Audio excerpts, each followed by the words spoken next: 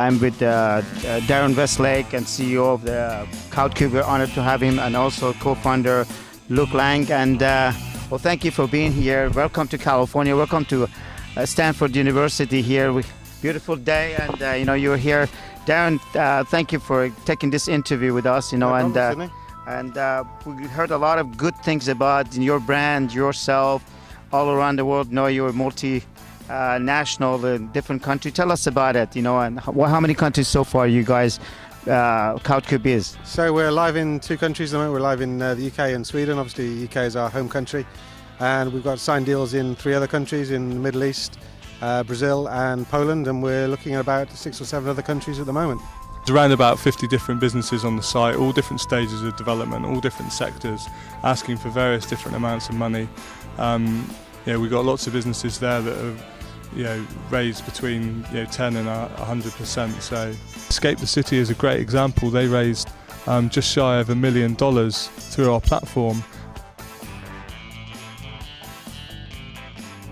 What's your secret? I mean, if you're going to give advice to entrepreneurs, people that start in this crowdfunding industry, obviously we talked about it earlier, it's a hard work. What is your secret? What do you advise for them? Well, entrepreneurs in general, my advice is perseverance. You just keep going, like we were talking earlier about just working really hard. But in every entrepreneur, every business is going to get some big obstacles, some big challenges in front of them, and the secret is not to let them get you down. Keep working at them, break over them, beat those challenges, beat those obstacles, and just keep going. Because if you believe in your idea, then it's down to you to make it work, and you can make it work. The human story behind the companies that are funding. So they want to know about the trials and the tribulations that entrepreneurs have faced, what challenges they've suffered in terms of looking to raise finance, what their business is and what their growth aspirations are. So it's really important for us as a company to be able to tell our story through our companies. So we're actively involved post funding. I started CrowdCube along with Luke is that I just totally believe that entrepreneurs should have as many choices as possible to make it happen, to make their dream happen. And raising money is never easy, and the more options that an entrepreneur has to raise money, the better. And crowdfunding is a really powerful way to do that, and it really empowers the entrepreneur to take control of the process.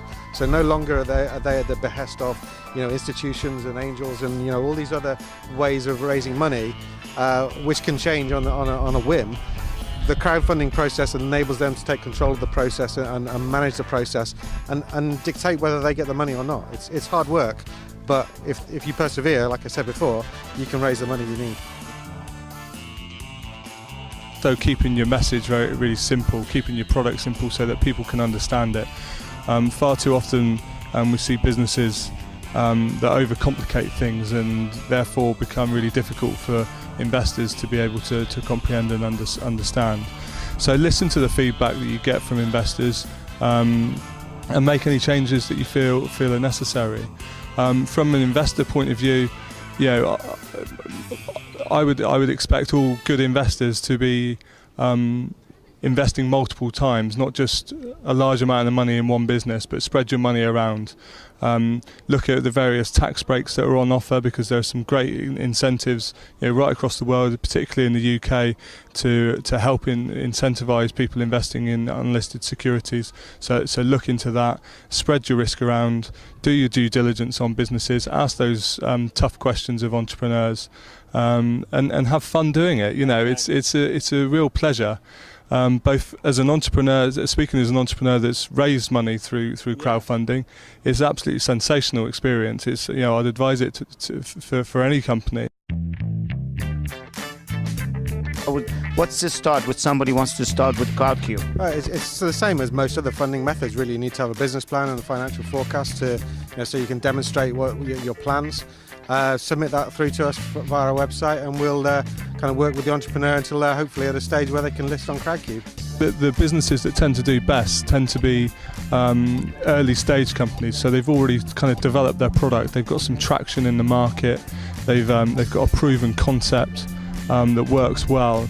We tend to do very, very well in tech and online businesses and food and drink. Those are our 2 best performing sectors, but we've funded environmental companies, oil and gas, retail companies. So it's a real mixture and a real different stages of development, from startup, early stage, right the way through to businesses seeking growth finance.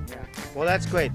Look, give me your just 2 minutes advice, and anything you can say, anything about your brand, anything about your message. What's your messages out there? Anybody fan of the crowdfund and CrowdCube?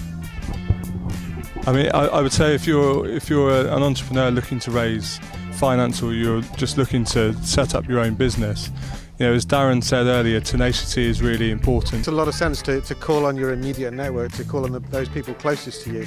Initially that normally starts with your friends and family, but as Luke said, that goes wider to becoming your customer base if you have one, suppliers, contacts, anybody that you know.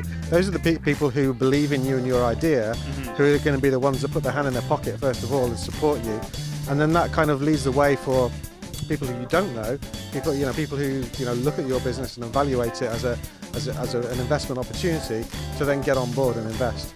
Yeah, it's great to be able to invest. It's a really fun experience, and you can do it now.